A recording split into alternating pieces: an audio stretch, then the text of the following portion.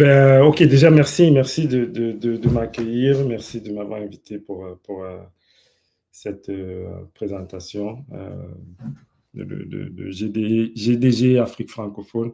Donc, moi, je m'appelle Boris, je saute rapidement dans l'introduction, au moins pour me présenter. Donc, je le mets en premier là, rapidement parce que un peu le sujet va tourner autour de ça. Je suis parent de deux enfants magnifiques qui essaient de me garder honnête et m'empêcher de coder tous les jours. Et on va voir l'application que je présente pour donner un peu le contexte au public. C'est vraiment un retour d'expérience. Il y a d'autres présentateurs qui vont un peu plus dans le détail technique. Moi, je vais vous donner un retour d'expérience sur comment est-ce qu'on s'est amusé un peu avec mes enfants autour de l'IA. Donc, à côté de ça, voilà, je fais partie du Google Advisory Board. C'est quoi? C'est juste un groupe de personnes qui conseillent un peu Google sur la roadmap, souvent technique. Et à côté de ça aussi, je suis un GDE, Cloud, Flutter and Dart. Je suis au Canada actuellement voilà, je pilote les activités techniques d'une boîte canado-américaine qui déploie le Wi-Fi, le réseau chez McDonald's, dans les aéroports. Et à côté de ça, lorsque je ne fais pas tout ça, j'aime bien faire la musique un peu. Donc voilà pour moi, rapidement, sans passer trop de temps dessus. Donc, le retour d'expérience que je vais partager, le projet, il est né d'un problème assez simple et assez fun. Voilà, les vendredis soirs, je joue au Scrabble physique hein, avec les enfants, avec mes enfants et mon fils de 8 ans. C'est toujours difficile pour lui de suivre les scores, valider les cours pendant qu'on fait des parties de Scrabble. Voilà, donc les enfants, ils sont distraits, ils disent, ben, comment est-ce qu'on le fait? Comment est-ce qu'on fait ça, papa? Comment est-ce que tu comptes tout ça? Donc, je me suis demandé, voilà, moi, je suis dans le domaine tous les jours, on construit pour les clients, mais attends, peut-être il y a quelque chose à faire là. Comment utiliser donc l'IA pour assister potentiellement mes enfants dans les jeux de société, comprendre comment est-ce que ça se passe, comment comprendre les règles, sans que tout le temps, moi, je leur explique et ils me disent peut-être, voilà, ils n'ont pas compris. Donc, l'objectif est devenu un peu, du moins, un petit challenge avec eux, de créer ce qu'on va voir, je vais vous présenter après, ce on appelait des compagnons de jeu intelligents et multimodaux, parce que voilà, aujourd'hui, on sait très bien que avec la montée en puissance des IA, ils sont complètement multimodales. Hein. Voilà, ils peuvent gérer que ce soit le texte, que ce soit l'audio, que ce soit l'image. Donc voilà, on intègre tout ça, on construit quelque chose sur Google Cloud, sur Firebase et on voit si on peut avoir une expérience un peu plus éducative. Donc c'est un peu ça que on va regarder tout ça ensemble. Si on rentre donc un peu dans la vision, comme je disais, on part des vendredis soirs, on joue au Scrabble, on, on essaie de construire quelque chose d'intelligent. Donc, la vision en 3 étapes ici, clairement, l'un des challenges, c'est de préserver l'expérience du jeu physique. Parce que voilà, on va introduire le digital. J'ai bien mis un peu au début, là, je parle de mes enfants, mais l'idée, c'était vraiment de dire, OK, moi, je joue avec mes gamins, je suis un geek qui code un peu tout le temps, mais je veux garder quand même l'expérience physique. On garde l'expérience physique, on rajoute juste l'intelligence numérique sans perturber la sensation tactile du placement des lettres, de l'interaction autour du plateau. Et comme je disais un peu au préalable, cela conduit à la création de 2 applications. On peut se poser la question pourquoi 2 applications? Il y a une application, on baptise le modérateur. Pourquoi le modérateur? Il interagit un peu comme voilà, celui qui modère le jeu, il capture l'état du jeu. C'est là qu'il y aura un peu de la vision. On va parler tout à l'heure un peu du computer vision. On envoie toutes ces informations à l'IA et à l'LLM. Et ensuite, voilà, il y a un autre traitement qui va être fait en background. On va voir un peu plus tard. Et à côté du modérateur, il y a bien le compagnon. Et le compagnon, bien que ce soit technique, c'est un peu là aussi qu'on garde le fun parce qu'on peut être dans le salon, on projette sur grand écran, on projette tout cela. Et les enfants, ils se disent, ah ouais, mais en fait, on joue au jeu physique et en même temps, on voit sur grand écran ce qui se passe. Donc, en temps réel, la mise à jour des mouvements et l'explication de ce qui s'est passé, ce qui a été fait dans le monde réel. L'IA interagit, explique. Je vais vous montrer des petites vidéos en fonction du temps. Vous allez voir un peu comment ça se passe, tout ça. Allons un peu dans le technique sans être trop sous le capot. Hein. Il y a d'autres sessions qui ont sûrement peut-être couvert tout ça. pour rester un peu très high level au niveau des briques fonctionnelles de l'architecture. 3 grosses parties, Flutter et Firebase. Flutter, tout simplement, parce que voilà, on a besoin en même temps d'avoir une application mobile et une application web, parce que comme je disais, si je reviens rapidement, le compagnon, il est display sur les Smart TV ou sur l'écran, sur un iPad, et du coup, ça va être une application, voilà, que ce soit une PWA, que ce soit du web. Et à côté de ça, notre modérateur, c'est une application mobile. Donc, le choix de Flutter semblait assez évident ici. C'est pas parce que je suis un Flutter JDE, c'est surtout parce qu'on voulait dire, bon, OK, on va avoir peut-être des modèles réutilisables. On veut une application qui soit tant déployable sur mobile, avec toutes les performances qui vont avec, ou bien tout simplement déployable aussi sur du web. Donc, on a une approche très cross-plateforme. Firebase pour tout ce qui va être synchronisation, je parle du temps réel, les 2 applications qui sont en jeu, donc il y a une synchronisation qui est faite, et aussi la gestion de l'état, on va dire toute la base de données, tout le back-end, si on doit parler comme ça. Et Vertex AI est très bon parce que voilà, là aujourd'hui, l'utilisation du modèle dans le cas précis de la démo que je vais vous montrer, c'est Gemini. Gemini, à l'époque, c'était de 1.5. Depuis quelques jours, je l'ai mis à la version 2.5. Mais même dans les expérimentations, quand vous allez voir peut-être les vidéos, le code, vous allez voir à un moment donné DeepSeek, vous allez voir du Claude. Voilà, tout cela déployé via Vertex AI avec le modèle Garden. Et une dimension très, très fun, et c'est vraiment fun pour les enfants, si on reste un peu sur la partie éducative, là, le Google Cloud TTS pour le text-to-speech, tout simplement parce que lorsque l'IA va expliquer les mouvements, au lieu que ce soit papa qui explique et on repose des questions et qu'on dise, oh, papa pas compris, et toute l'interaction qui fait que bon, peut-être ils se disent, non, mais tu nous mens, tu prends nos points, c'est l'IA qui explique ce qui s'est passé, et le côté aussi bilingue, à côté de ça, était fun. Voilà, les enfants qui parlent français-anglais, et des fois on switch en anglais, en français, mais c'est pas moi qui explique, donc c'est l'IA qui explique, et cette dimension-là est faite via Google Cloud TTS. Okay? Ça, c'est pour les 3 briques vraiment de haut niveau. Ici, ce que je veux juste faire là comme j'ai mis, c'est un quick teasing. Quick teasing parce que je me suis dit, ben, en fonction du temps, peut-être ne pas aller trop dans la technique. On va regarder un peu rapidement. J'espère que le son sera bon. Je vais vous mettre comme ça.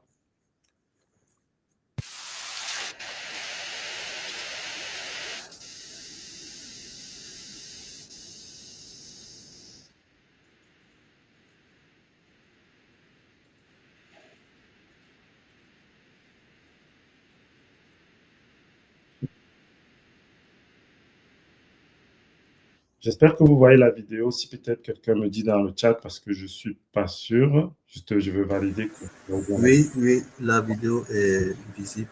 Bon, Le son aussi. le son aussi, ok, je continue. Voilà. Très bien. Donc, je peux revenir ici.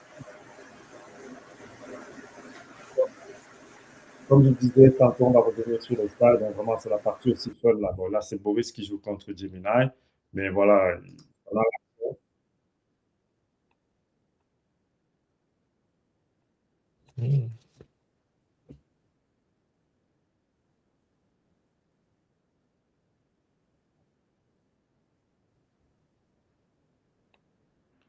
Bon, on va revenir après dessus en fonction du temps. Je vais être respectueux du temps. OK. Donc, ici, qu'est-ce que je veux partager ici? Ben, j'ai partagé un peu le high level view, comme je disais, de l'architecture. Euh, voilà, mon objectif, si c'est un retour d'expérience pour donner une idée, que ce soit développeur pour le côté fun, que ce soit pour le côté aussi très entreprise, parce que ce que je présente, c'est clairement aussi des modèles qui sont mis en place, que ce soit sur les applications qui sont disponibles sur vos téléphones, ou clairement des entreprises, c'est qu'elles construisent. Donc, quand je parlais du compagnon et du modérateur, c'est un peu comme ça qu'il se présente. Sur la droite, ce que je mets en évidence ici, c'est surtout les packages, qu'est-ce qu'on a besoin d'utiliser. C'est vrai qu'on reste aujourd'hui dans un modèle très peut-être utopique en disant on utilise des modèles LLM, on utilise l'IA et du coup ils vont tout faire. Non. Mon rôle souvent de CTO aussi avec les équipes, c'est de leur dire non, on reste des ingénieurs et il y a une dimension très engineering, software engineering, development reste en place, à savoir quel package utiliser, quelle combinaison mettre en place. Donc ici, voilà, rapidement, là, sans rentrer trop dans les détails, tout ce qui va être du image processing, qui va être de la caméra, on va le voir pourquoi besoin de la caméra. Je pense dans la vidéo, vous avez vu un peu rapidement, il y avait le Scrabble. À un moment donné, il faut que je capture tout ça.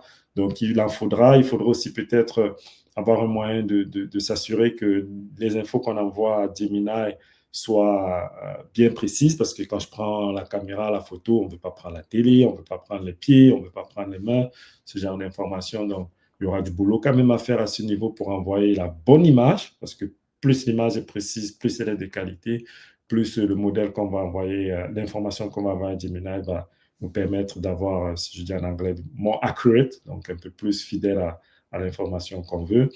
Après, j'ai mis ici Network et API, tout simplement parce qu'après, notre moteur en fait, de communication derrière en termes de base de données, c'est vrai, ça va être du Firebase, du Firestore pour storer, comme je disais, l'état. Mais dans l'état, il y a aussi la sauvegarde des images qu'on envoie, en fait. Et donc, l'état du Scrabble, clairement.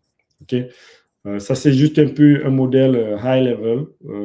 Et je sais que j'ai déjà eu cette question une fois lorsqu'on je parlais un peu de la construction de cette application. On voit ici Audio Player and Cloud Text-to-Speech. Des fois, il y a une petite confusion qui est faite lorsqu'on parle des modèles, que ce soit OpenAI ou que ce soit Google ou Claude, qui sont capables de nous faire du bon engineering, de nous donner du texte et après, on a de l'audio. Non, s'il y a quelque chose qui est quand même différent, il y a un moment donné, il faut un audio player. Il faut un audio player pour jouer le son qu'on a, pour l'arrêter, pour le démarrer, même si derrière, on a une belle transcription de text-to-speech. Donc, on peut avoir le MP3 qui va être généré par le text-to-speech avec une bonne voix, mais à un moment donné, il faut le jouer. Il faut le jouer. Donc, il faut quand même mettre en place dans l'application, ici, c'est qui est le Scrabble Companion, tout le modèle audio player. OK? Je continue en vous laissant peut-être après la place pour des questions potentielles vis-à-vis de ça. Voilà, je vais peut-être me répéter, mais si on reste un peu sur la pile d'intégration AI, donc, comme je disais, le computer vision, la partie computer vision, elle est très cruciale parce que c'est finalement l'input, en fait. Ça a été finalement l'input et c'est aussi là-bas que je veux dire, si je parle du processus de développement, comment j'ai mis du temps à le développer. C'est la partie peut-être la plus difficile. On identifie l'état du plateau, le positionnement des lettres, c'est savoir qu'est-ce qu'on envoie à l'AI. Vous allez voir un peu quand je vais parler de prompt engineering, qu'est-ce que je dis, qu'est-ce que je fais, comment est-ce que j'itère en fait en termes de prompt engineering pour m'assurer que le computer vision est cohérent. Ensuite, l'analyse des mouvements, l'analyse des coûts. Et c'est là que maintenant, on va prendre peut-être une dimension un peu très, très humaine, même si on se sert de l'intelligence artificielle aujourd'hui pour tout faire. Je me suis sûr que tout le monde l'utilise peut-être en mode overdose. Revenons un peu sur le cadre de la présentation. Je dis, ben là, je construis quelque chose quand même avec mes enfants. Donc, il y a une dimension assez émotionnelle, mais aussi un peu précise là. Je ne veux pas qu'ils se mettent à expliquer n'importe quoi à mes gamins. On peut imaginer ça comme ça, mais voilà, de manière professionnelle, on va avoir des erreurs, mais bon, est-ce que c'est bien grave? Là, le côté émotionnel fait que le move analysis, donc l'explication des coûts, il faudrait que ce soit précis. Donc, les informations qu'on récupère de l'écran sont bonnes. Donc, on aura la dimension Move Analysis qui va être un code très, très, très aussi précis. Il faudra bien le maintenir pour générer des insights stratégiques, pour donner des infos, dire au petit, oh là, tu as bien joué, là, ton coup, il est bon, là, tu prends l'avantage sur papa ou ta sœur, des trucs comme ça. Et ensuite, la troisième stade, je vais dire, structurel dans la mise en place de tout ça. Et ce n'est pas que pour le jeu, c'est pour tout ce que vous allez faire, ou bien comme la présentation précédente, je crois, c'est de Yasmine, c'est de dire, les sorties doivent être structurées à un moment donné, c'est-à-dire ce que le LLM va nous donner, comment est-ce qu'on veut le consommer, comment est-ce qu'on veut le prendre. Dans le cas courant, ici, c'est vraiment de dire chaque fois, je veux du design, je veux m'assurer qu'il me renvoie du design pour pouvoir après être sûr que les états, les modèles sont cohérents, soit sur le mobile, soit sur le compagnon. Donc, voilà les trois grosses dimensions. Quand on commence à dire on va développer ça, il faut qu'on soit sûr on le met bien en place. Regardons la pile des 5 éléments. Donc, je vais répéter peut-être un peu et aller dans les détails sur la partie computer vision. Dans le computer vision, à votre droite, vous avez encore l'image que je remets un peu à l'écran. Donc, l'intégration de la caméra avec le traitement de l'image. Je vais faire une petite démo, vous allez voir quand je parle du traitement de l'image. Une grille de superposition pour aider à aligner le plateau. Pourquoi? Parce que, oui, on prend la photo du Scrabble. Et on peut prendre la photo de n'importe quoi demain, ça dépend de ce que vous faites comme computer vision pour vos applications. Mais encore une fois de plus, plus on est fidèle à ce qu'on veut envoyer à l'IA, plus on est sûr qu'on aura des performances. Donc, j'ai mis en place dans l'application une grille pour pouvoir dire, OK, non, mais récupère juste cette partie. Et avec cette grille, on peut faire aussi du cropping. Donc, 4 et 5, c'est ce que je disais, on envoie à Gemini. De manière technique ici, j'ai parlé de Vertex AI, mais on interagit avec Vertex AI via l'API Firebase. Il y a du Firebase GenKit avec lequel on peut le faire. Mais ici, directement, le modèle, vu qu'il est dans Google Cloud, disponible via Vertex AI, donc on passe par le SDK Firebase Vertex AI. Et comme disait, donc, les sorties, on s'assure qu'on a des sorties en 10 ans pour l'État. Dans la partie board recognition, donc la détection des objets, des mouvements, on reconnaît les caractères sur le tableau. Ça, si je donne le feedback, un retour d'expérience d'un développeur, c'était la partie la plus difficile. Parce que les pièces, quand on les met sur le tableau, oui, on va prendre une image, comme je disais, sera fidèle. Mais maintenant, savoir, est-ce que la pièce elle est sur le mot compte double, mot compte triple, pour ceux qui savent peut-être jouer au Scrabble. Est-ce qu'elle est sur l'abscisse, je ne sais pas, parce que voilà, on va dire X, Y. C'est quoi sa position dans l'espace? Ça, c'est la partie vraiment, vraiment la plus difficile. Donc, comme je mets Object Detection and Character Recognition. Ensuite, aussi, pareil, de se dire, ben, le Scrabble, finalement, c'est quoi? C'est une grille de 15 x 15. Non, ce n'est pas 10 x 10, ce n'est pas 14 x 14, c'est 15 x 15. Donc, tous ces éléments-là, on va dire, ben, OK, ben, on envoie juste à l'IA, mais comment est-ce qu'on va envoyer à l'IA? Comment est-ce qu'on va l'aider à comprendre ça? Donc, le traitement, l'entraînement derrière qu'il faut ne va pas être assez évident. Et un cinquième élément ici, que ce soit avec d'autres, je vais dire, frameworks que vous mettez en place, que ce soit du LangChain, que ce soit du Agent Space de Google, peu importe ce que vous utilisez, il faut toujours se mettre en tête qu'il faut une gestion des erreurs derrière. C'est-à-dire que le modèle nous renvoie des informations, on se dit, mais en fait, finalement, ce n'est pas le cas parce qu'il ne va pas être accurate à 100%. Et c'était le cas lorsqu'on jouait. Je pense que si je suis complètement honnête avec vous, le pourcentage d'accuracy, le pourcentage j'ai dit en anglais, le pourcentage de résultats corrects, facilement à 75%. Donc, les 25%, c'est beaucoup lorsqu'on joue avec les enfants. Donc, il faut une bonne gestion des error handling, de la correction et tout ça. Quand je vais faire dans la démo, vous allez voir qu'est-ce qui a été codé finalement dans l'application pour dire, OK, si l'IA ne me donne pas le bon résultat, comment est-ce que je gère ça? Une petite note ici rapidement sur le prompt engineering. Je regarde le temps là et je vais peut-être rapidement après basculer dans la démo. Je ne veux pas trop consommer beaucoup de temps, mais juste une info sur le prompt engineering ici.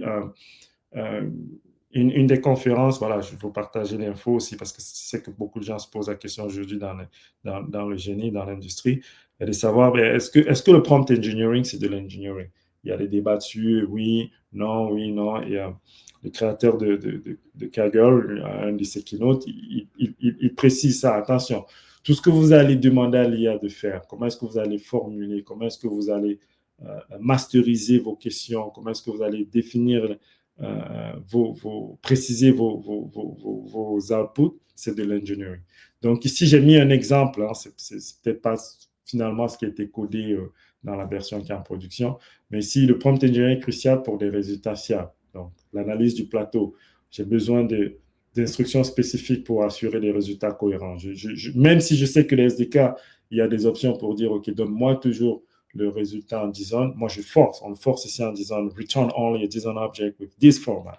Parce que je sais que si je lui donne ça en faisant du few shot prompting, des techniques de few shot prompting, en disant voilà ce que j'attends de toi à chaque fois, il va me le donner. Je lui précise aussi la position de la grille. Parce que je sais que oui, avec l'image, il peut détecter. Mais encore une fois de plus, là, c'est l'ingénieur qui dit quelle information peut-être minimale je peux lui donner pour que quand il fait son traitement, de manière dont il a été entraîné, que ce soit par Google, whatever else, mon prompt engineering lui permet d'être encore plus intelligent. OK? L'intégration FAB, ce que j'aimerais juste faire ici, sans me répéter, si je veux bien partager avec vous juste quelques éléments ici. Quand on parle de l'État, la gestion de l'État, je vais vous montrer le tableau, le jeu. Ce qui est crucial, ce qui était crucial dans le jeu, c'est de sauvegarder chaque fois les états. Donc ici, je montre, c'est du Firebase Storage pour ceux qui potentiellement connaissent Firebase ou ne connaissent pas Firebase. Donc chaque fois qu'en fait on prend les moves, là c'est un exemple qui a été joué en février, vous voyez, chaque fois en fait derrière, Firebase a tous les états. Donc ici, par exemple, le premier move que vous voyez, c'était écran. Le deuxième move qui a été joué, on a écran, on rajoute menace. Donc ces informations sont très importantes et on utilise Firebase pour storer tout cela parce qu'après, s'il faut rejouer la gestion d'erreurs et tout, donc tous les états du Scrabble, ils sont là. En termes de base de données, attention, pour ceux qui connaissent Firebase, Cloud Firestore, par défaut, il se positionne sur le default, donc il faut aller sur votre base de données que vous avez bien spécifiée. Donc, les états du jeu, voilà, c'est des simples JSON comme ça où je dis, ben, OK, quand est-ce que ça a été joué, on identifie l'utilisateur, quel utilisateur joue, là, c'est mon fils contre papa, et derrière, chaque fois, on fait référence, en fait, à nos états. Si on regarde par exemple les moves, vous allez voir, c'est là que ça devient un peu plus compliqué. Et ces informations que vous voyez ici, qu'on va voir un peu dans le démo, ça c'est ce que Gemini nous donne. C'est ce que l'IA va nous donner. En disant pour ce move-là, voilà ce que je détecte. Je détecte que par exemple, la lettre E, elle est positionnée sur la colonne 7, elle vaut 1 point, elle est positionnée sur la ligne 3. Est-ce que c'est vrai? Maintenant, il faut falloir avoir une gestion dans l'application pour gérer tout ça. Je regarde le temps, même si les slides, j'ai encore quelques slides, je veux faire la chose suivante. Je vais lancer une vidéo qui est comme une démo, du moins, qui vous donne on va dire, plus qu'un teasing de développement de l'application. Mes enfants qui jouent les QA, on teste un peu, on joue un peu. Et en fonction du temps, je vais demander la permission au présentateur de faire une live démo et on va voir en live ce que Gemini va faire. Donc, je lance cette.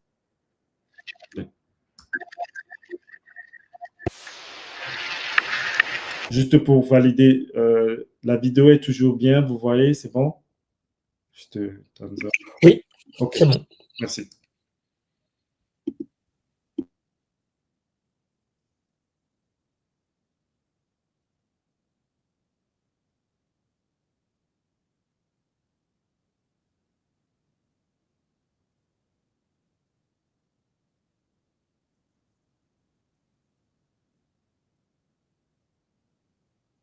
Donc là, c'est le compagnon qui est développé. Là, c'est le compagnon.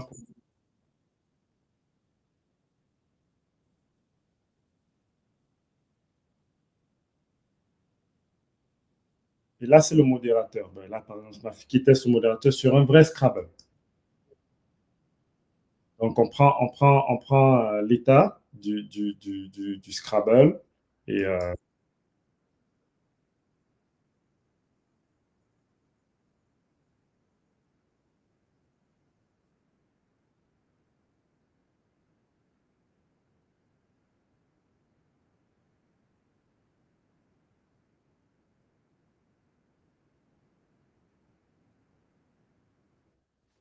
OK.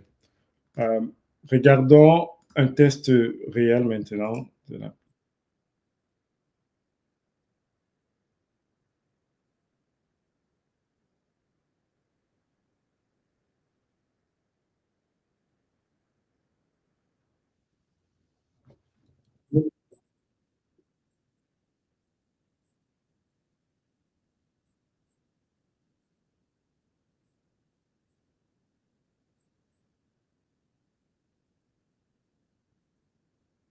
Donc, c'est la partie éducative là où voilà, on s'assure que quand l'IA va répondre, par exemple, mon fils qui a mis écran, qu'il lui donne les vraies infos, qui soit un peu plus fun que ce que papa lui aurait dit peut-être sur le coup.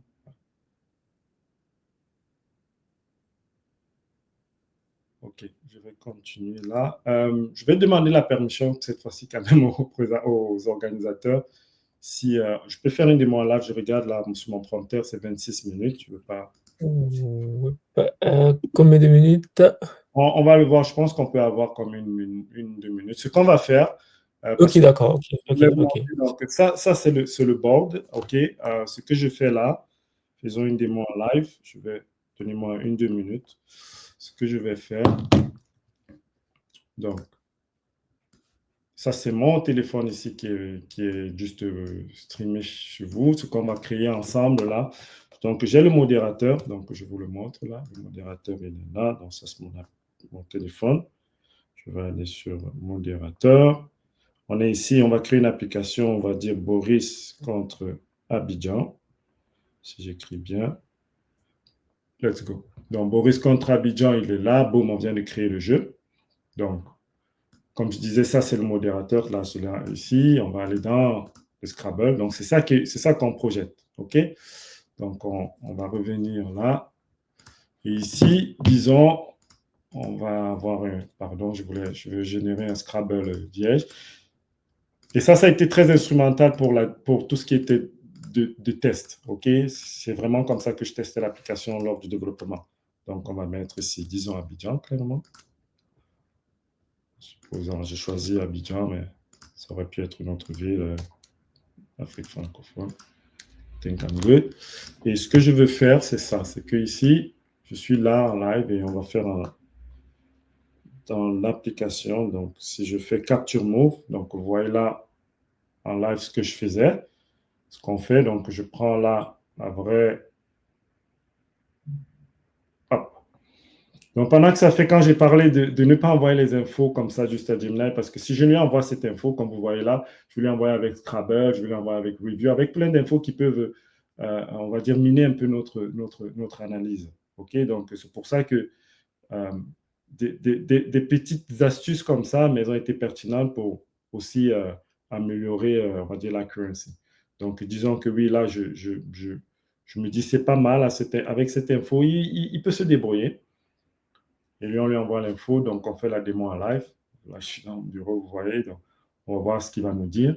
Ça met un peu de temps en fonction aussi de la connexion. Il va sauvegarder tout ça sur Firestore, il va avoir un modèle, et boum. Donc voilà, Gemini qui m'a envoyé, il a détecté, il a trouvé. C'est bien, c'est Abidjan. Voilà les lettres que j'ai compris. Est-ce que tout est bon? Regardons ensemble aussi pour voir la partie. C'est pas fake. Est-ce qu'il a tout compris? Et non, il n'a pas tout compris. Et ça, c'est quelque chose que j'ai mis en place après voilà, des testings, après quelques mois de tests. C'est quoi? C'est qui nous dit le starting row, c'est 4 et le starting column, c'est 7. Le starting row, c'est pas 4, c'est 0, 1, 2, non, 0, 1, 2, 3, 4, 5, 6, 7. Donc, c'est plutôt 7. Et il a mis 4. Donc, c'est des infos comme ça. Il ne va pas être forcément chaque fois performant surtout. Et sur le colonne, c'est pareil, c'est 0, 1, 2, 3, 4, 5, 6, 7. Donc, il a bien détecté le colonne, mais il n'a pas bien détecté la row. OK? On lui envoie ça. Je vais me mettre ici comme ça. Pour faire un live, on va confirmer. On lui envoie. Boum, et il nous a mis là. Et lorsqu'on va donc lui demander, il va dire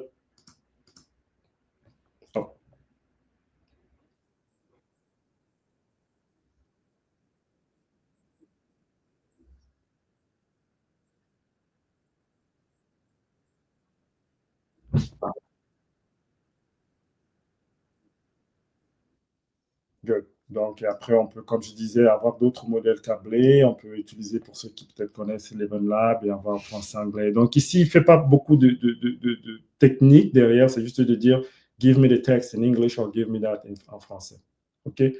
Pour rester respectueux du temps, j'avais d'autres slides, mais ce que je vais proposer, c'est peut-être qu'on jump directement le slide de fin et peut-être vos questions. Donc, c'était pour le Firebase, c'était pour le Move Explanation. Qu'est-ce que je lui demande à Gemini? Faire la live démo, on l'a fait.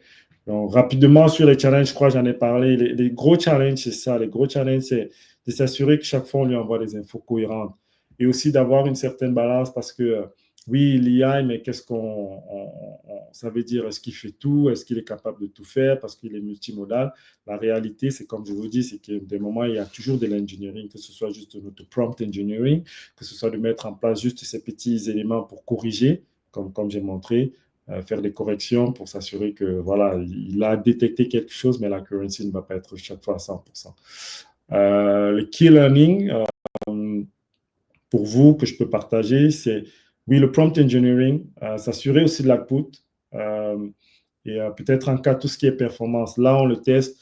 OK, j'ai déjà optimisé le code plusieurs fois pour s'assurer que c'est rapide, et même l'audio, la taille du MP3 ou du MP4 qui revient. Donc, ça, c'est des éléments, si on doit maintenant passer en production level, il faut s'assurer que tout ça soit cohérent. Le testing, donc Scrabble Cap, comme je l'ai fait en démo, c'est le plus crucial. Local testing avec Firebase Emulator. Bon, peut-être je ne l'ai pas mis ici, mais voilà, avoir aussi des personnes qui sont engagées. Mes enfants étaient engagés, que ce soit pour les couleurs, que ce soit pour tester. Parce que pour eux, c'était fun. Ils se disent, ah oui, c'est ça vraiment l'IA. Donc, c'est un peu tout ça. Peut-être sur le futur, je mets juste, voilà, c'est juste le voice. Parce que là, pour le moment, c'était juste chaque fois une voix masculine, comme elle parle. Peut-être ça aurait été aussi bien d'avoir une voix féminine, avoir même d'autres accents et tout ça. Donc, intégrer Eleven Labs, qui est très, très, très puissant aujourd'hui pour tout ce qui est du voice, du natural speech, on va dire. OK? Ceux qui veulent le code directement, vous pouvez scanner le QR code. Le code, il est disponible, il est open source complètement sur mon GitHub. Et voilà, je m'arrête là. Si vous voulez me suivre, je suis très actif sur LinkedIn en général.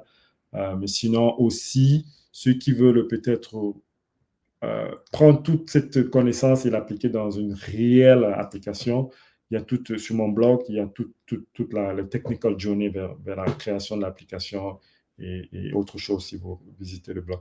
Je m'arrête là et je suis peut-être allé un petit peu vite à la fin pour m'assurer du temps quand même. Je vous redonne le mic, comme on dit.